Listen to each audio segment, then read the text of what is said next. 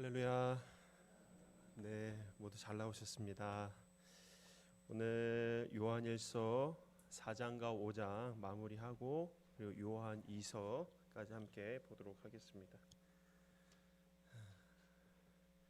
오늘 나갈 부분 46페이지 B의 2번입니다.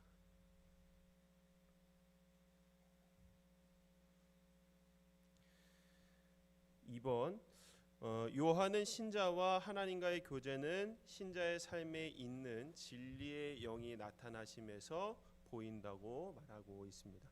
우리 2절부터 4장 2절부터 6절까지 함께 읽어보도록 하겠습니다. 이로써 너희가 하나님의 영을 알지니 곧 예수 그리스도께서 육체로 오신 것을 시인하는 영마다 하나님께 속한 것이요 예수를 시인하지 아니하는 하나님께 속한 것이 아니니 이것이 곧 적그리스도의 영이니라. 오리라 한 말을 너희가 들었거니와 지금 벌써 세상에 있느니라. 자녀들아 너희는 하나님께 속하였고 또 그들을 이기었나니 이는 너희 안에 계신 이가 세상에 있는 자보다 크심이라. 그들은 세상에 속한 고로 세상에 속한 말을 하며 세상이 그들의 말을 듣느니라. 우리가 하나님께 속하였으니 하나님을 아는 자는 우리의 말을 듣고 하나님께 속하지 아니하는 자는 우리의 말을 듣지 아니하나니 진리의 영과 미혹의 영을 이로써 아느니라. 아멘. 지금 여기서 말하는 진리의 영은 바로 성령 하나님을 말하는 것이죠. 그 성령님께서 우리 안에 내주하심으로써 우리에게 분별력이 생긴다라고 얘기를 합니다. 성령님이 우리 안에 계심으로써 우리는 미혹하는 거짓의 영들을 분별하게 되고 또 성령님으로 우리가 성육신하신 그리스도를 시인하게 되면 하나님께 속한 자가 된다라고 얘기를 하고 있습니다. 여기서 하나님께 속한다라는 것은요, 지금 여기 요한일서의 주제와 결부시켜서 얘기해 본다면 하나님과 교제하는 것을 얘기를 하는 것이죠. 내가 하나님 안에 하나님께 속했다. 결국 하나님과 그 안에서 교제한다라는 의미입니다. 지금 3절부터 6절까지 계속해서 하나님께 속함 그리고 속하지 않음에 대해서 계속해서 얘기를 해주고 있는데 이것을 하나님과의 교제로 한번 바꿔서 3절부터 6절까지 말씀 함께 보도록 하겠습니다. 3절에 보시면은 예수를 시인하지 않는 영마다 하나님과 교제하는 것이 아니다라고 얘기를 합니다.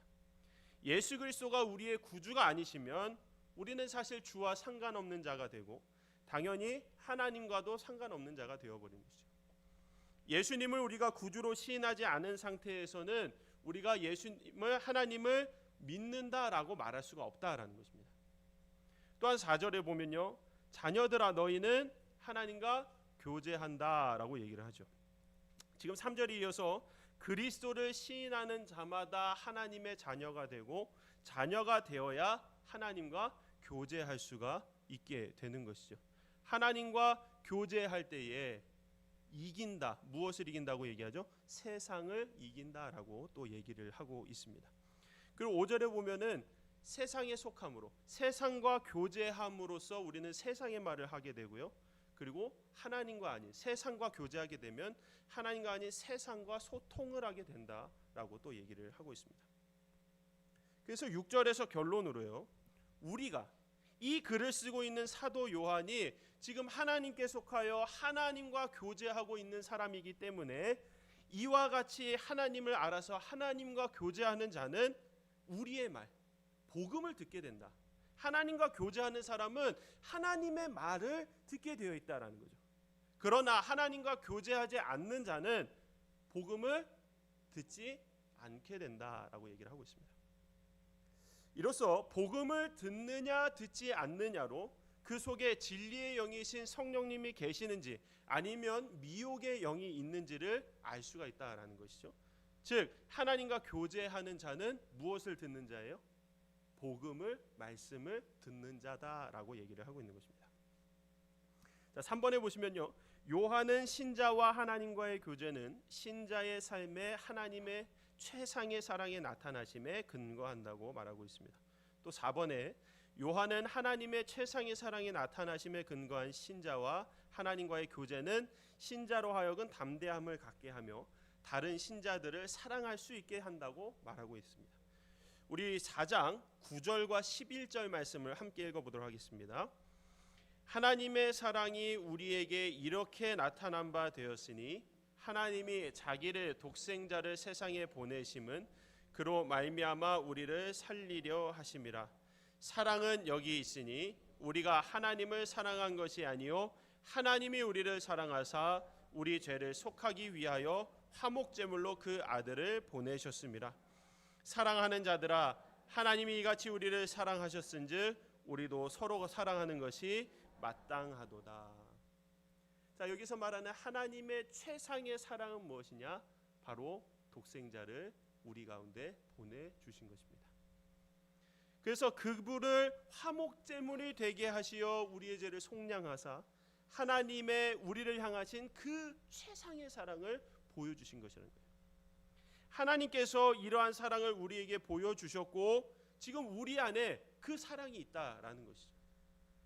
그래서 우리가 하나님께서 우리를 사랑하시듯 우리가 형제끼리 서로 사랑하면 12절에서 말하는 것처럼 하나님의 사랑이 우리 안에 온전히 이루어지게 된다라고 얘기를 하고 있습니다. 그러니까 하나님의 사랑은 누구나 다 있어요. 우리가 지난주에 봤듯이 이 요한일서의 결론에 영생이 우리에게 있음을 알게 하기 위해서 지금 이 요한일서를 기록했다고 했는데 우리 안에 사랑이 다 있단 말이에요. 하나님의 사랑이 다 있는데 그것이 온전해지기 위해서는 하나님께 받은 그 최상의 사랑으로 형제와 그 사랑을 나눌 때에 온전하여진다라고 얘기하는 것이죠. 17절 18절 말씀 같이 읽도록 하겠습니다. 이로써 사랑이 우리에게 온전히 이루어진 것은 우리로 심판날에 담대함을 가지게 하려 함이니 주께서 그러하심과 같이 우리도 이 세상에서 그러하니라. 사랑 안에 두려움이 없고 온전한 사랑이 두려움을 내쫓나니 두려움에는 형벌이 있음이라. 두려워하는 자는 사랑 안에서 온전히 이루지 못하였느니라. 하나님의 사랑이 우리 안에서 온전히 이루어지게 되면 우리가 심판날에 담대함을 가지게 된다라고 얘기하고 있습니다. 여기서 말한 담대함이란 의로운 자의 담대함을 얘기하는 것입니다. 죄인은요 항상 두려움에 떨 수밖에 없습니다. 왜냐? 지은 죄에 대한 두려움은 인간의 본성, 죄된 인간의 본성이기 때문이죠. 그러나 하나님과의 교제로 하나님의 사랑이 우리 안에 온전하여지게 되면 그 사랑이 우리의 죄성을 이겨서 우리로서는 담대함을 가지게 된다라고 말하고 있는 것입니다. 이 담대함은요 죄 앞에 굴복하지 않는 담대함입니다. 그래서 온전한 사랑 가운데 있을 때요 세상에서도 우리는 두려움 없이 살아갈 수가 있는 것이죠. 온전한 사랑은요 이렇게 두려움만 없애주는 것이 아니라 하나님의 사랑으로서 누구든 사랑할 수 있게 만든다라는 것입니다. 이 말은 사실 사랑하지 못할 자가 없다라는 말과 같죠. 이 말씀에 우리를 비추어 보아서요 이런 질문을 받으세요. 당신은 하나님을 사랑하십니까? 라는 질문을 받는다면 누구도 네 라고 선뜻 대답할 수 있는 사람은 아무도 없을 것입니다. 왜냐? 누구나 마음 가운데 미워하는 사람을 하나쯤은 갖고 있기 때문이죠. 내가 아직 내 마음에 미워하는 사람이 있는데 당신은 하나님을 사랑하십니까? 라고 질문을 받는다면 어떻게 네 라고 대답할 수가 있겠습니까? 내 안에 하나님의 사랑이 온전하여지고 있는가? 이것을 우리는 내가 미워하는 사람이 점점 없어져 감으로써 우리가 알 수 있기 때문에 이것으로 우리가 형제를 사랑함으로 하나님의 사랑이 우리 안에 온전히 이루어져 감을 우리가 경험할 수 있기를 간절히 소망합니다. 자, C번이요. 교제의 증거입니다. 교제의 증거. 하나님과의 교제는 신자에게 큰 복을 증거로 제공합니다. 1번에 보시면요. 요한은 하나님의 아들 안에 있는 신자의 믿음에 기초한 하나님과의 교제는 신자로 하여금 세상을 이길 수 있게 한다라고 말을 하고 있습니다. 우리 5장 4절과 5절 말씀 함께 읽겠습니다. 무릇 하나님께로부터 난 자마다 세상을 이기느니라. 세상을 이기는 승리는 이것이니 우리의 믿음이니라.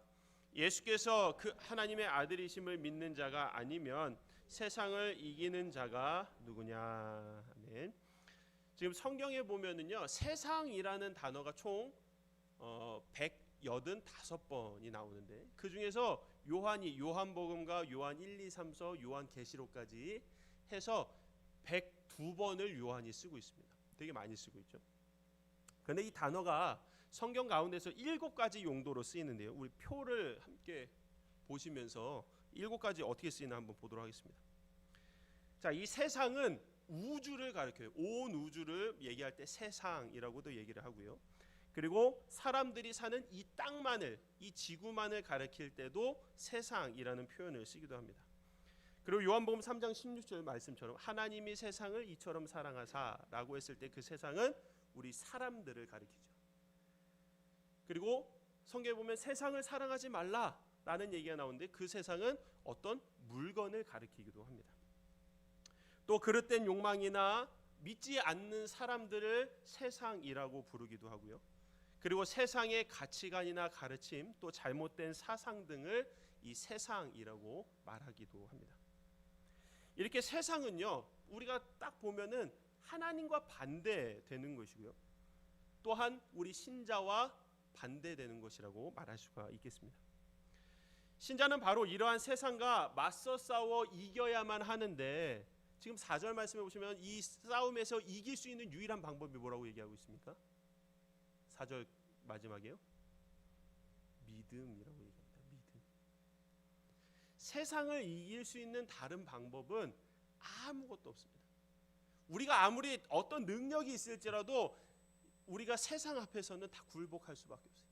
그러나 이 세상을 이길 수 있는 유일한 것은 무엇이냐? 오직 믿음밖에는 없다라는 것이죠. 유일한 방법. 자, 이번에 보시면요, 요한은 신자와 하나님과의 교제는 그리스도의 신성과 인성을 입증하며 신자의 영생을 보장한다라고 얘기를 하고 있습니다. 우리 6절부터 8절 말씀 함께 읽도록 하겠습니다. 이는 물과 피로 임하신 이시니 곧 예수 그리스도시라. 물로만 아니요 물과 피로 임하셨고 증언하는 이는 성령이시니 성령은 진리니라. 증언하는 이가 셋이니 성령과 물과 피라. 또한 이 셋은 합하여 하나이니라. 아멘. 지금 그리스도의 신성과 인성은 성령과 물과 피로 입증된다라고 얘기를 하고 있습니다. 먼저 예수님이 물로 세례를 받으실 때에 어떤 현상이 일어나죠? 요한복음에 보면은 성령이 비둘기 같은 모양으로 나타나시고 하늘에서는 하나님의 음성이 들리게 되었습니다. 그것은 예수님이 하나님의 아들이시며 항상 성령님이 함께 하시는 분이신 것을 보여주신 것이죠. 또한 십자가에서 피를 흘려 돌아가셨을 때 하나님께서는 예수님의 그 피로 말미암아 예수님을 믿는 모든 자의 죄를 사하여 주셨습니다. 또한 그 증거로요, 신자들은 성령 세례를 받게 된 것이죠. 오순절에 성령이 불의 혀 같은 모양으로 신자들의 머리 위에 임했습니다. 이것은 예수님께서 이 땅 가운데 계셨을 때 제자들에게 이미 약속해 주신 보혜사인 것이죠. 사실 이 증거들만으로도 그리스도께서 하나님이시면서 사람이신 것을 충분히 입증하고도 남습니다. 그리고 이러한 그리스도로 인해서 하나님과 교제하는 모든 신자들에게는 영생이 보장된다라고 얘기를 하고 있어요. 10절과 11절 말씀 읽어드립니다. 하나님의 아들을 믿는 자는 자기 안에 증거가 있고 하나님을 믿지 아니하는 자는 하나님을 거짓말하는 자로 만드나니 이는 하나님께서 그 아들에 대하여 증언하신 증거를 믿지 아니하였음이라. 또 증거는 이것이니 하나님이 우리에게 영생을 주신 것과 이 생명이 그의 아들 안에 있는 그것이니라. 아멘. 이 영생은요, 곧 그리스도 안에 있는 것이기에 그리스도를 믿는 자가 바로 이 영생을 선물로 받게 된다라고 얘기를 하고 있습니다. 자, 3번이요.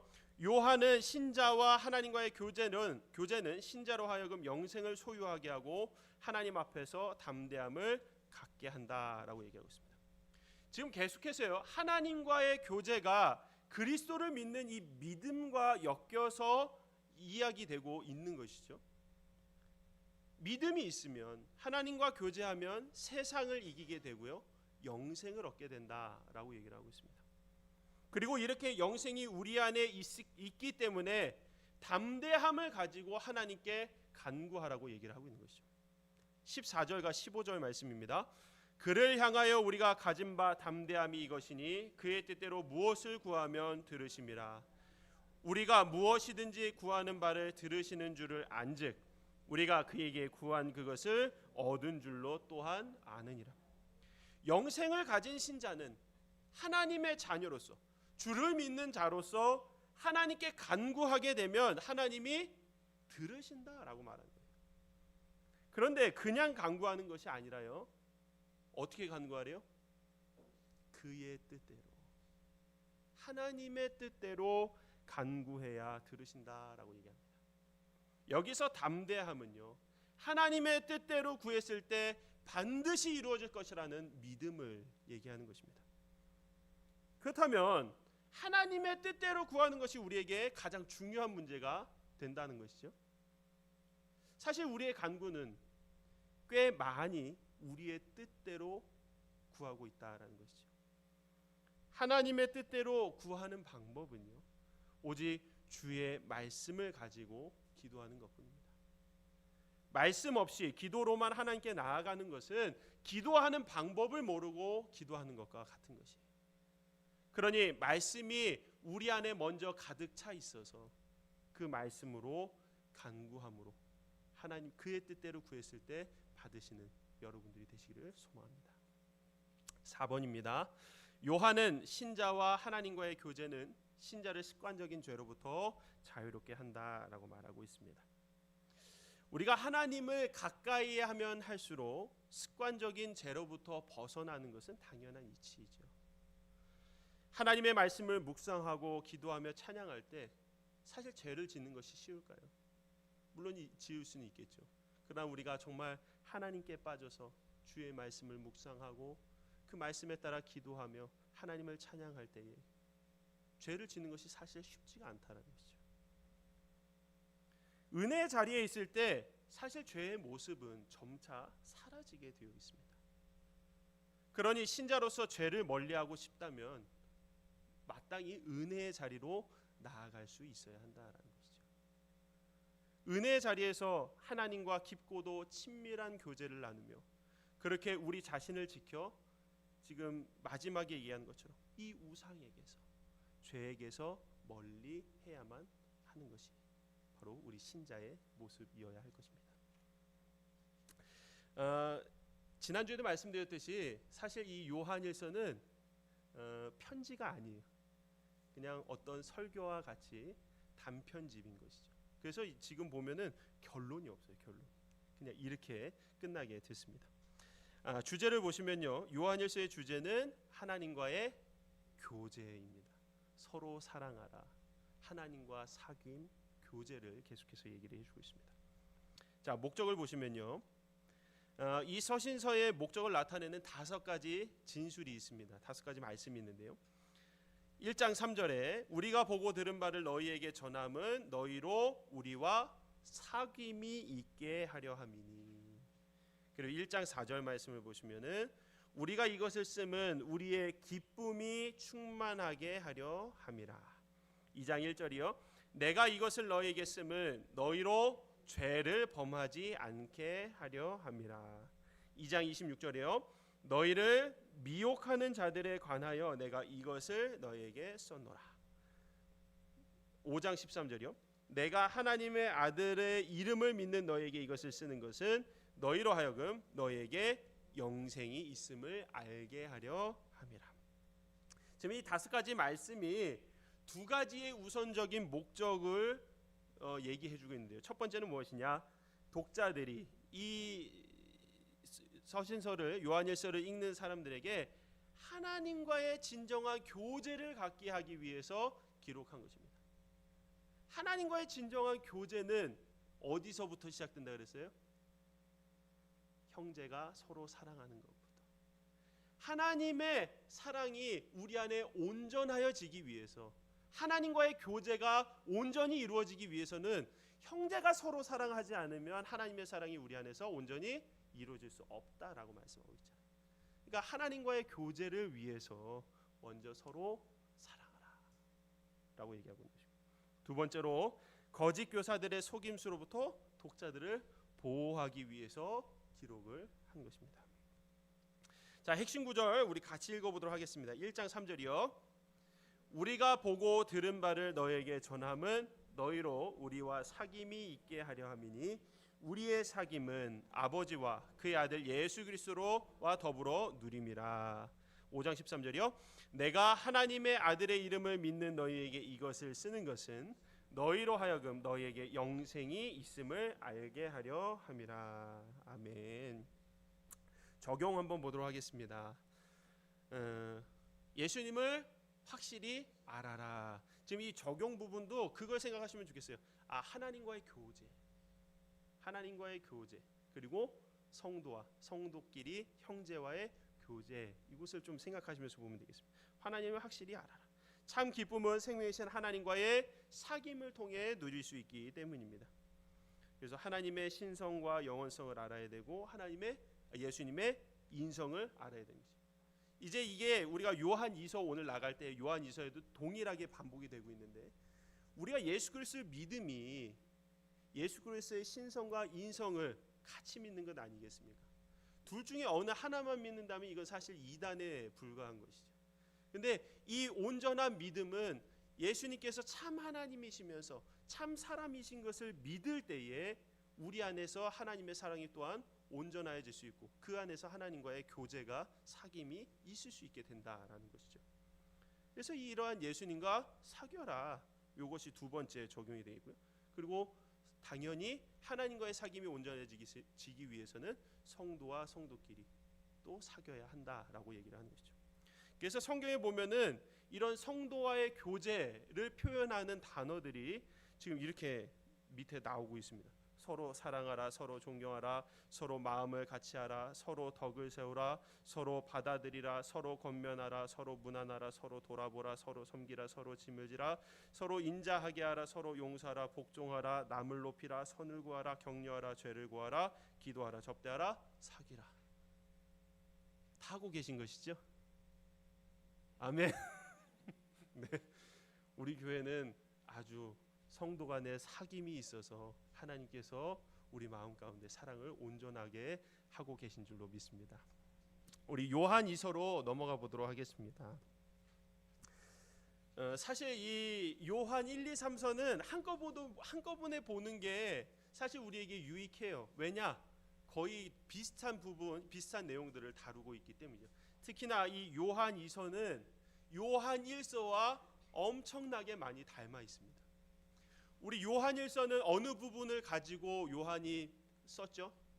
요한복음 13장부터 17장까지 예수님께서 잡히시기 전날 밤에 있었던 일들 갖고 요한이 요한 1서를 이제 쓰게 된 건데, 이 요한 2서 같은 경우는 요한 1서와 엄청나게 흡사하고 또 동일한 내용을 또 갖고 있음을 보게 됩니다. 자, 일단 이 요한 2서는요, 장로인 나는이라고 하면서 이 편지를 시작을 하는데요.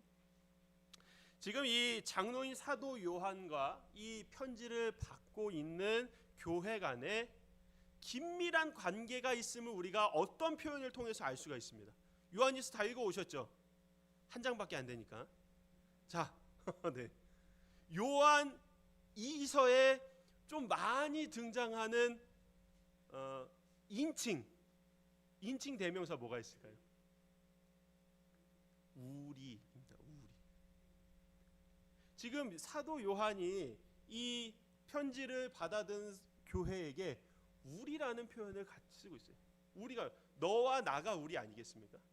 지금 사도 요한이 이 편지를 받는 교회와 아주 친밀하고 긴밀한 관계가 있다라는 것을 이 우리라는 표현을 통해서 알 수가 있다라는 거예요. 그런데 이렇게 긴밀하고 친밀한데 지금 왜 이런 편지를 썼을까?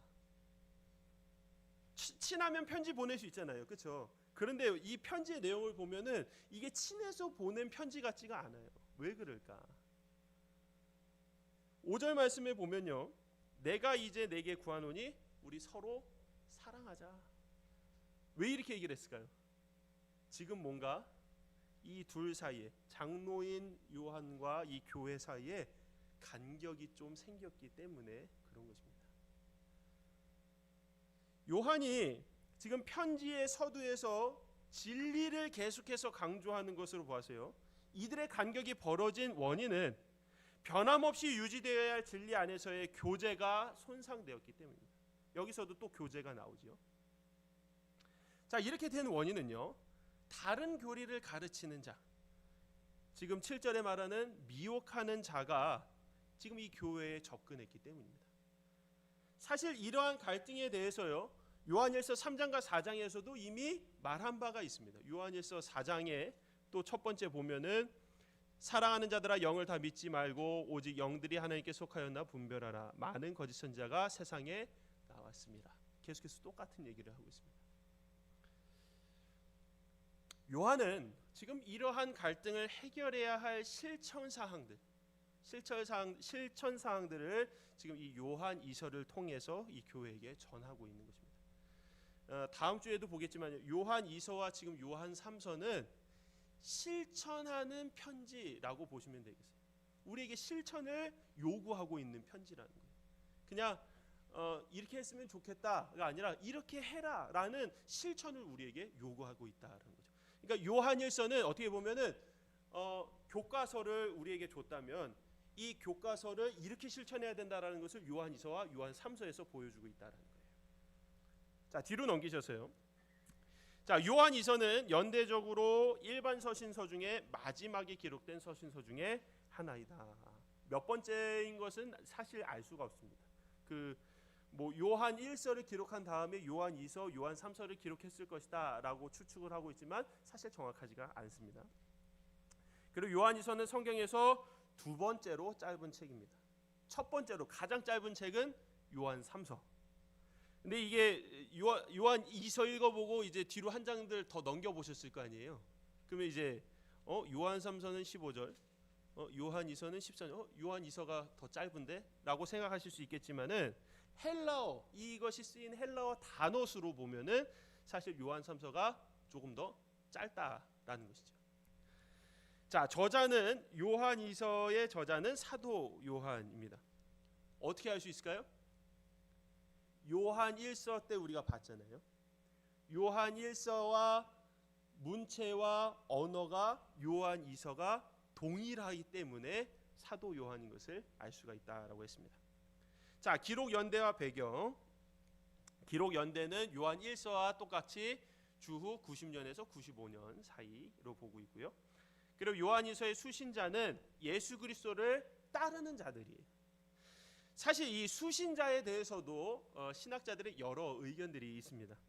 지금 1절에 보면은 부녀와 그의 자녀들이 지금 수신자로 되어 있는데요. 그래서 어떤 여인들과 그의 자녀들에게 보낸 편지일 것이다 라고 얘기를 하고, 그리고 5절에 보면은 마치 이름을 부르듯이 부녀여, 이 부녀여라는 게 우리가 이름이 아닌 것을 다들 아시잖아요. 근데 이거 헬라어 단어로 보면은 사실 그 당시에 이러한 이름이 있을 법했기 때문에 어떤 한 여인의 이름을 불렀을 것이다 라고 그렇게 추측을 하고 있다라는 거죠. 그런데 또 어떤 신학자들은요, 이렇게 얘기를 해요. 이것이 사실은 부녀들이 교회를 의미하는 것이다. 왜냐? 신약에서 종종 이 교회를 그리스도의 신부라고 표현하고 있기 때문에. 예, 신부하면 보통 여인이잖아요, 그렇죠? 그래서 부녀는 교회, 그리고 그의 자녀들은 성도를 의미한다라고 이렇게 얘기하는 신학자들도 있다라는 거죠. 그러나 그 어떠한 주장도 딱 이거다라고 정확히 수신자를 규명하지는 못한다라는 것입니다. 하지만 분명한 것은 무엇이냐? 이 수신자들이 그리스도를 따르는 그리스도의 선택된 자들이다라는 사실이죠. 이 편지를 아무도 예수 그리스도를 믿지 않는 자들이 받은 편지가 아니라 예수 그리스도를 신실히 따르는 자들이 이 편지를 받고 내가 이 편지대로 이겨나가야 되겠다라는 것을 받는다라는 것입니다. 요한 2서의 특징은요, 요한일서의 가르침을 요약한 짧은 서신서라는 것입니다. 요한일서의 여러 표현들이요, 지금 요한이서에도 동일하게 언급되는 것을 보게 되는데요. 지금 이 표로 잘 요약이 되어 있습니다. 뭐 진리, 사랑, 사실 이 요한 2서 3서의 주제가 진리와 사랑인데요. 이 진리와 사랑이 많이 나오고, 그리고 서로 사랑하라, 그리고 행하라. 우리가 요한 2, 3서는 실천하는 책이라 그랬잖아요. 실천을 요구하는 책. 그래서 행하라라는 말도 나오고요.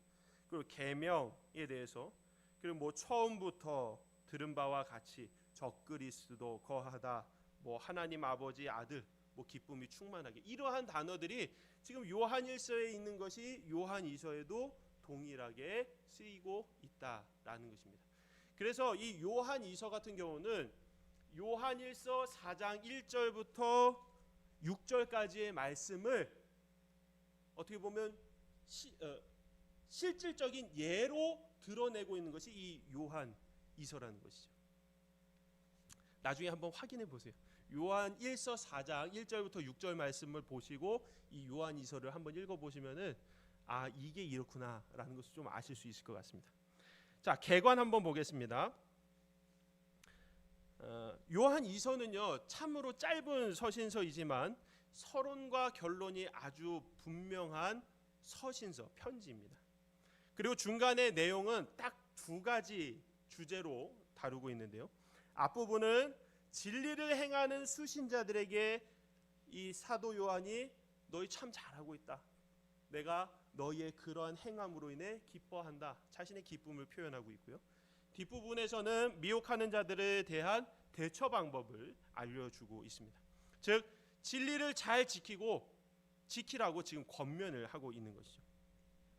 자, 서론 보겠습니다. 다른 편지들과 같이 문안 인사를 하고 있어요.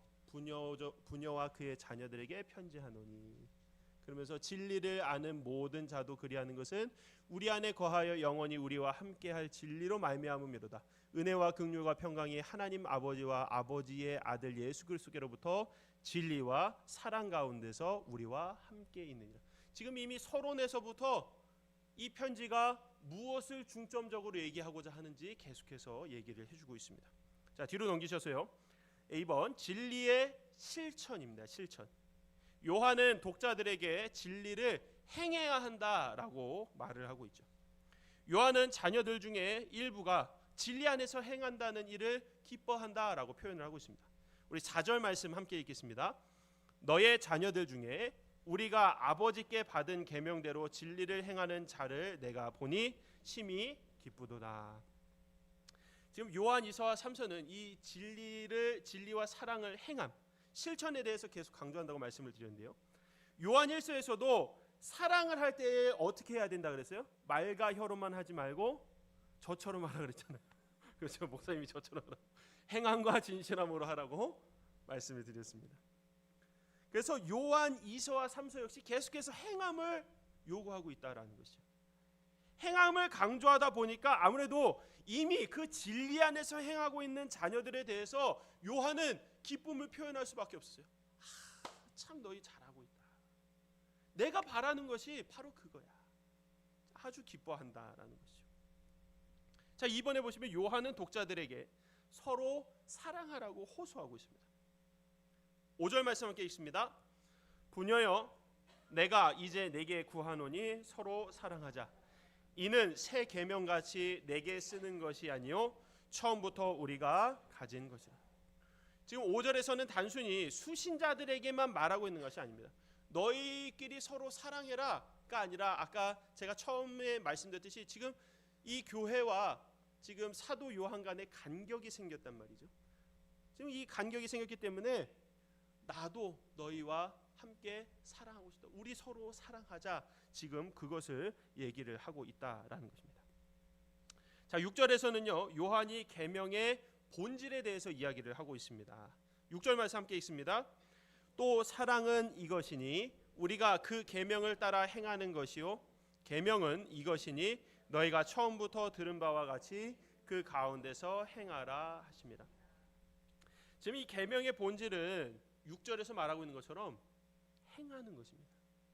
계명, 행하는 것이. 왜 본질이라고 얘기합니까?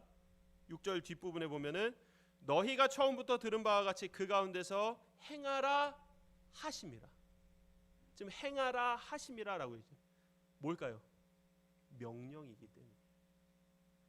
하나님의 명령이기 때문에 이것을 본질이라고 얘기를 하고 있는 것입니다.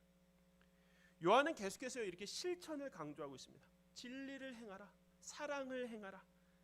이렇게 행하는 것이 사실 그리스도의 참된 모습이라는 것입니다. 자, B번으로 넘어가세요. 진리의 수호입니다. 수호. 요한은 독자들에게 진리를 수호해야 한다라고 말을 하고 있는데요. 요한은 미혹하는 자가 많이 나와서 예수 그리스도의 성육신을 부인한다라고 얘기를 하고 있습니다. 우리 7절 말씀 함께 읽습니다. 미혹하는 자가 세상에 많이 나왔나니 이는 예수 그리스도께서 육체로 오심을 부인하는 자라. 이런 자가 미혹하는 자요 적 그리스도니.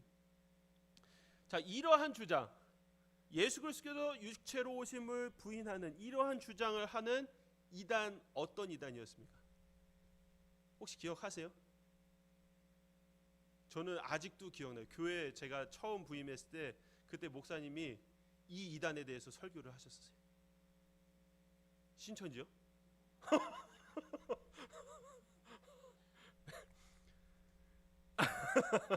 자, 그리스도의 육체를 부인하고 그가 마치 육체가 있었던 것처럼 보이게끔 했다라는 가연설을 주장했던 영지주의를 얘기를 합니다. 교회가 사도들에게 사실 배운 것이 무엇이에요? 예수 그리스도께서 하나님이시면서 동시에 육체로 오셨다라는 것인데, 이 영지주의자들은 이 교회로 침투해 가지고는 그것은 거짓이다. 하나님은 이 부정한 육체를 가지실 수가 없다. 그냥 그렇게 보인 것뿐이다 라고 주장을 하면서 그럴듯한 말로 신자들을 미혹했다라는 것이죠. 자, 8절 말씀이요. 너희는 스스로 삼가 우리가 일한 것을 잃지 말고 오직 온전한 상을 받으라. 자, 우리가요 어떤 잘못된 성경적 가르침을 듣게 될 때 우리 나름대로 우리 안에 있는 이 성경적 지식과 이 잘못된 지식을 비교하여서 사실 아주 작게나마 인정하는 부분이 생긴다라는 것을 알 수가 있습니다. 이 말이 무엇이냐면요, 우리 안에 이 세상을 살다 보면은 합리적인 것이 무엇인지를 스스로 판단하게 되죠. 근데 이게 하나님의 방법은 아니라는 거예요. 내 스스로가 살아가면서 인생을 살아가면서 내 방식대로 깨닫게 되는 합리성이 있다는 것입니다. 이 합리성에 따라 이 비진리를 판단하게 되는데, 사실 이것이 성경에서 말하는 바 비진리와 타협하는 것이라고 볼 수가 있다는 것이죠. 물론 우리가 모든 것에 있어서 이 비진리와 타협해서는 안 되겠지만, 특히 우리가 성경의 교훈 가운데서 절대로 타협해서 안 되는 것이 있다는 겁니다. 그것을 표로 8가지를 보여주고 있는데요. 이번에 답은 쓰셨죠? 상급을 잃게 된다라는 겁니다. 네. 표를 보시면은요, 절대 타협하지 말아야 되는 성경적 교훈 8가지. 성경의 무호성. 성경은 정확무호하다라고 얘기를 합니다. 단 한 글자도 잘못 쓰여진 것이 없다. 그러나 이것에 대해서 이제 비진리와 타협하는 자들이 뭐라고 얘기합니까? 그거 사람이 쓴 건데 조금 틀릴 수도 있지. 그렇게 생각한다라는 거예요. 하나님이 사람을 도구로 사용하셨지만 한 글자 설마 틀릴 수도 있지. 사람이 썼으니까. 그리고 이런 번역, 우리가 다 번역본을 보고 있잖아요. 원어가 아닌 번역본을 보고 있으니까 이건 잘못 번역했어, 틀렸어, 이거는 오류야.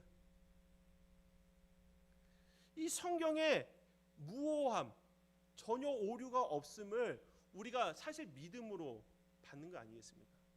근데 이것을 자꾸 이성으로 생각해서 틀린 게 있어 라고 하면은 자꾸 틀린 것만 찾다 보면 성경이 사실 다 틀려 보이지 않습니까?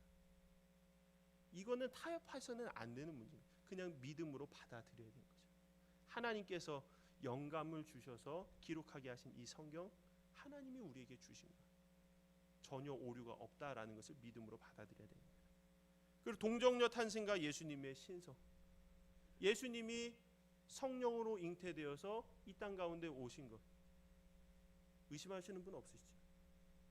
다 믿으시잖아요, 그렇죠? 이런 거 타협해서는 안 되는 거.